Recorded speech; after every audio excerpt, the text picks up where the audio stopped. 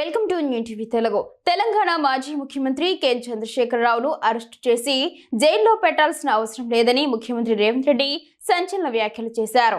ఎర్రవల్లిలోని ఆయన farm house ను చెర్లపల్లి కేంద్ర కారాగారంతో పోల్చారు. జైలులో ఖైదీలను పోలీసులు ఎలా పర్యవేక్షిస్తారో కేసీఆర్ ఫామ్ హౌస్ లో కూడా అదే విధంగా పోలీసుల పర్యవేక్షణ ఉంటోంది. జైలులో ఖైదీలను కలవడానికి సందర్శకులు ఎలా వస్తారో అప్పుడప్పుడు రాజకీయ నాయకులు కూడా ఆయన్ను కలవడానికి ఫామ్ హౌస్ కు వెళ్తుంటారు అని రేవంత్ రెడ్డి అన్నారు. కేసీఆర్ ను జైలుకు పంపుతారా అని విలేకరులు అడిగిన ప్రశ్నకు రేవంత్ రెడ్డి ఆ విధంగా స్పందించారు. విద్వేష రాజకీయాలు చేయడం తనకు ఇష్టం లేదని రేవంత్ రెడ్డి స్పష్టం చేశారు. కేసీఆర్ ను ఓడించడమే ఆయనకు అతిపెద్ద శిక్ష అని అన్నారు. మేము దుప్పటి కప్పుకొని నిద్రపోయినా ప్రజలే మమ్మల్ని అధికారంలోకి తీసుకువస్తారు అని ఆయన విశ్వాసం వ్యక్తం చేశారు. బీఆర్ఎస్ ఎమ్మెల్యే మాగంటి గోపీనాథ్ మరణంతో ఖాళీ అయిన జూబ్లీహిల్స్ అసెంబ్లీ నియోజకవర్గ ఉప ఎన్నిక బీహార్ అసెంబ్లీ ఎన్నికలతో పాటు జరుగుతుందని రేవంత్ జోస్యం చెప్పారు.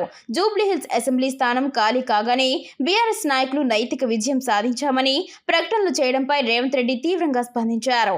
బీఆర్ఎస్ నాయకులు నైతిక విజయం గురించి మాట్లాడడం నైతికతను ఆత్మహత్య చేసుకునేలా చేసిందని ఎద్దేవా చేశారు.